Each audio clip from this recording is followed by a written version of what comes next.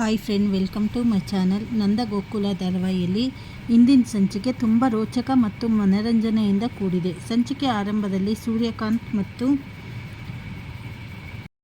ಚಂದ್ರಕಾಂತ್ ಇಬ್ಬರು ನಂದನ್ ಮನೆ ಮುಂದೆ ಬಂದು ದೊಡ್ಡ ಗಲಾಟೆ ಮಾಡ್ತಾ ಇರ್ತಾರೆ. ನಮ್ಮಮ್ಮ ನಿನ್ನ ಮನೆಯಲ್ಲೇ ಅಡಗಿದ್ದಾಳೆ. ಒಂದು ವೇಳೆ ಅವಳು ಒಳಗಡೆ ಇದ್ದರೆ ನೀನು ನಮ್ಮಿಬ್ಬರ ಕಾಲು ಹಿಡಿದು ತಪ್ಪಾಯಿತು ಅಂತ ಕ್ಷಮೆ ಕೇಳಬೇಕು ಎಂದು ನಂದನಿಗೆ ಸವಾಲು ಹಾಕ್ತಾರೆ. ಅದಕ್ಕೆ ನಂದನ್ ಮಗ ಕೂಡ ಒಂದು ವೇಳೆ ಅಜ್ಜಿ ನಮ್ಮ ಮನೆಯಲ್ಲಿ ಇಲ್ಲದೇ ಇದ್ದರೆ ನೀವಿಬ್ಬರು ಬಂದು ನಮ್ಮಪ್ಪನ ಕಾಲು ಹಿಡಿದು ಕ್ಷಮೆ ಕೇಳಬೇಕು ಎಂದು ಪ್ರತಿ ಸವಾಲು ಹಾಕ್ತಾರೆ.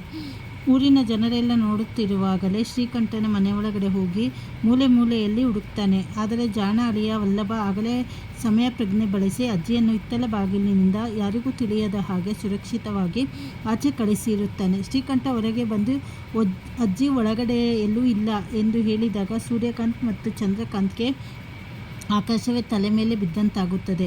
ಕೊಟ್ಟ ಮಾತಿನಂತೆ ಅವರು ನಂದನ್ ಕಾಲಿಗೆ ಬಿದ್ದು ಕ್ಷಮೆ ಕೇಳಬೇಕಾದ ಪರಿಸ್ಥಿತಿ ಬರುತ್ತದೆ.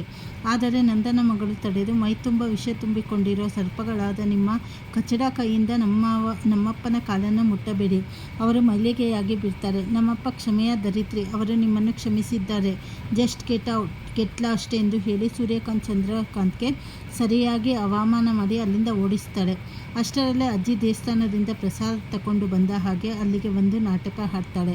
ಅದನ್ನು ನೋಡಿ ಇಂದ್ರ ತಾನು ಆಡಿದ ಸುಳ್ಳಿನಿಂದಲೇ ಇಷ್ಟೆಲ್ಲ ಅವಮಾನವಾಯಿತು ಎಂದು ಸೂರ್ಯಕಾಂತ್ ಚಂದ್ರಕಾಂತ್ ಅವಳ ಮೇಲೆಯೇ ರೇಗಾಡ್ತಾರೆ. ಇತ್ತ ಮನೆಯ ಒಳಗಡೆ ನಂದ ಮತ್ತು ಕುಟುಂಬದವರು ಮಾತನಾಡುತ್ತಾ ಇರ್ತಾರೆ. ನಂದ ತುಂಬನೇ ಬಾಹುಕನಾಗಿ, ಒಂದು ವೇಳೆ ಊರವರ ಮುಂದೆ ಶ್ರೀಕಂಠ ಹುಡುಕಿದಾಗ ನಿಮ್ಮ ಅಮ್ಮ ಸಿಕ್ಕಿ ಬಿದ್ದಿದ್ದರೆ ನನ್ನ ಮರ್ಯಾದೆ ಹರಾಜಾಗುತ್ತಿತ್ತು.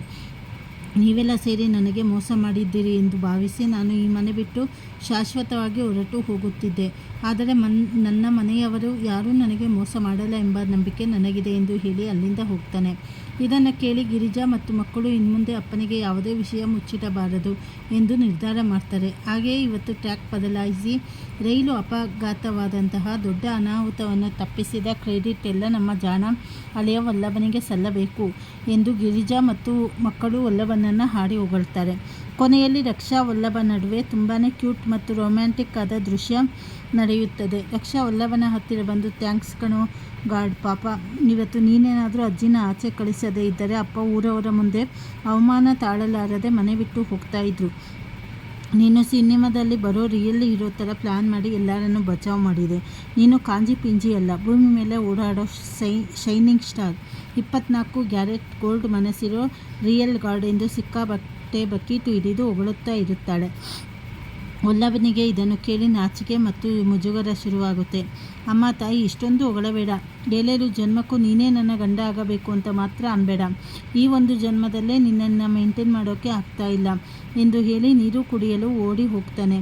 ಆದರೆ ರಕ್ಷಾ ಮನಸ್ಸಿನಲ್ಲೇ 9ರವರೆಗೆ ಎಣಿಸಿ ವಲ್ಲಭನ ಮೇಲಿರುವ ತನ್ನ ಪ್ರೀತಿಯನ್ನು ಪರೀಕ್ಷಿಸುವ ಕ್ಯೂಟ್ ಟ್ವಿಸ್ಟ್ಗಳೊಂದಿಗೆ ಇಂದಿನ ಸಂಚಿಕೆ ಮುಕ್ತಾಯವಾಗುತ್ತೆ. ಮುಂದೆ ಏನೇನು ಬದಲಾವಣೆ ಆಗುತ್ತೆ ಅಂತ ಹೇಳಿ ಮುಂದೆ ತಿಳಿದುಕೊಳ್ಳೋಣ. ಹೊಸದಾಗಿ ಯಾರು ಚಾನಲ್ ನೋಡ್ತಾ ಇದ್ದೀರಾ ಚಾನಲನ್ನು ಸಬ್ಸ್ಕ್ರೈಬ್ ಮಾಡಿ, ಲೈಕ್ ಮಾಡಿ, ಶೇರ್ ಮಾಡಿ. ಧನ್ಯವಾದಗಳು.